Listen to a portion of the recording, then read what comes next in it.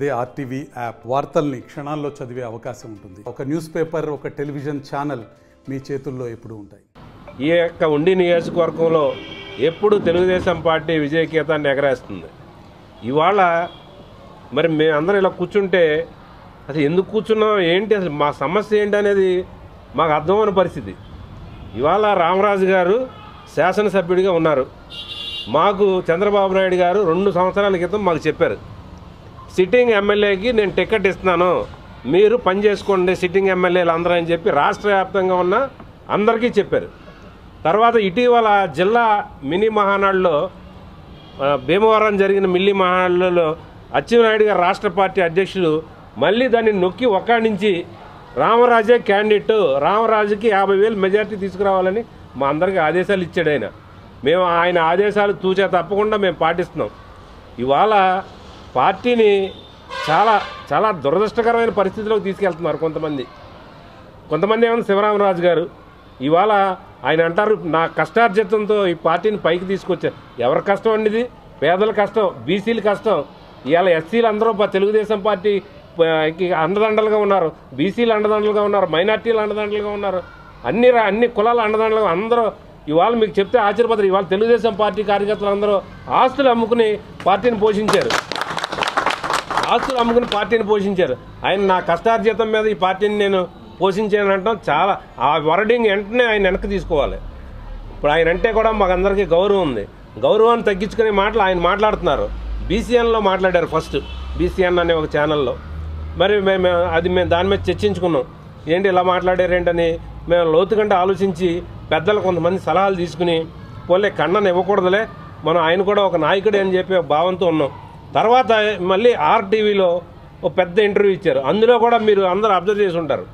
దాంట్లో చాలా విషయాలు, ఎమ్మెల్యే గారికి 10th క్లాస్ అంజయ్య గారు ఏలుముద్ర అండి, ముఖ్యమంత్రి చేసాడు ఈ రాష్ట్రానికి. చదువుకోనోడు ఇంకా ఏ పదవులు చేయకూడదు ఆయన దృష్టిలో. అసలు రామరాజు గారిని నువ్వు తీసుకెళ్ళేటప్పుడు ఈయన 10th క్లాసా, ఏ క్లాసు, ఏ గ్రామం అన్నీ తెలియకుండానే అక్కడ తీసుకెళ్ళిపోయారా? ఇది చాలా ఆయన శివగారు మాటలు అన్నీ కూడా విత్డ్రా చేసుకోవాలి. మేము రాంబాబు గారికి టికెట్ ఇచ్చారని చెప్పి అధిష్టాన వర్గం మాకు చెప్పింది.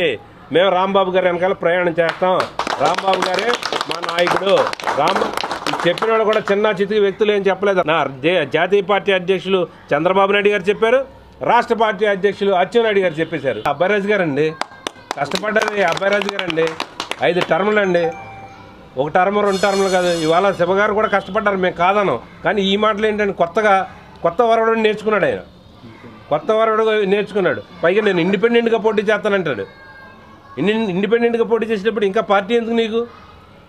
ఇండిపెండెంట్గా పోటీ చేసేటప్పుడు పార్టీ అవసరం లేదు. ఇండిపెండెంట్గా అనే మాట ఆయన నోటంట వచ్చినప్పుడు ఇంకా మమ్మల్ని దీని గురించి పార్టీని నేను పోషించనే మాటలు ఎందుకు అన్నా? ఇది చాలా తప్పు. ఆయన చాలా విషయాల్లో రాంగ్ స్టెప్ వేసేస్తున్నారు. ఆయన పెద్దలుగా మేము చాలా గౌరవించాం. 4.5 సంవత్సరాలు ఆయన నియోజకవర్గంలో రాలేదు. పార్లమెంట్ అభ్యర్థిగా మీకు ఇంకా నగ్న సత్యాలు చెప్పాలంటే పార్లమెంట్ అభ్యర్థిగా కావాలని వెళ్ళాడు ఆయన కావాలని వెళ్ళాడు పార్లమెంట్కి. మేము చెప్పాం ఆ రోజున, నువ్వు పార్లమెంట్కి వెళ్తున్నావు, రేపు పొద్దున్న మళ్ళీ ఉండి నియోజకవర్గం నీ చేతిలోకి రాదు, ఉండి నియోజకవర్గానికి ఎమ్మెల్యే ఎవరైతే వాళ్ళు 4-5 టర్ములు చేస్తారో నువ్వు అది ఆలోచించుకుంటే నాకు పార్లమెంట్కి వెళ్ళాలని ఉందండి, ఎప్పటి నుంచి నాకు కోరిక అని చెప్పాడు ఆయన. ఇవాళ వెళ్ళిన తర్వాత మళ్ళీ ఉండి ఎమ్మెల్యేని నా సీట్ నాకు ఇచ్చేయమంటే పార్టీ అధిష్టాన వర్గం ఉంది, వాళ్ళు మాకు చెప్పారు, మీకు రాంబాబే క్యాండిడేట్ అని చెప్పారు. అంచేది ఏదైనా ఆయన ఇష్టపడి వెళ్ళారు పార్లమెంట్కి వెళ్ళారు. రేపొద్దున మళ్ళీ మీరు పార్లమెంట్ తెచ్చుకోండి, మేము అందరం గౌరవిస్తాం, అంతే తప్ప మళ్ళీ నాకు ఉండి ఎమ్మెల్యే ఇచ్చేయండి, లేకపోతే మీరేమో నేను పార్టీని పెంచి పోషించింది ఎవరో కాదు, ఇది కార్యకర్తల పార్టీ, కార్యకర్తల మనోభావాలకు అనుగుణంగా నడిచే పార్టీ ఈ పార్టీ. కార్యకర్తలు కూడానే నాయకులు ఉండాలి తప్ప నాయకులు కూడా కార్యకర్తలు ఉండరు. మేమందరం మాకు పార్టీ ఆదేశం, చంద్రబాబు నాయుడు గారి ఆదేశం, అచ్చెన్నాయుడు గారి ఆదేశం, వాళ్ళ ఆదేశమే మాకు శిరసా వహిస్తాం. వాళ్ళిద్దరూ కూడా రామరాజు క్యాండిడేట్ అని అనౌన్స్ చేశారు. పక్కాగా అనౌన్స్ చేసినప్పుడు ఇందులో రాంగ్ రూట్కి వెళ్ళవలసిన అవసరం లేదు. వీడియోస్ కోసం ఛానల్ ని సబ్స్క్రైబ్ చేయండి, లేటెస్ట్ అప్డేట్స్ కోసం వాట్సాప్ ఛానల్ ని ఫాలో చేయండి, అండ్ లింక్ డిస్క్రిప్షన్ లో ఉంది.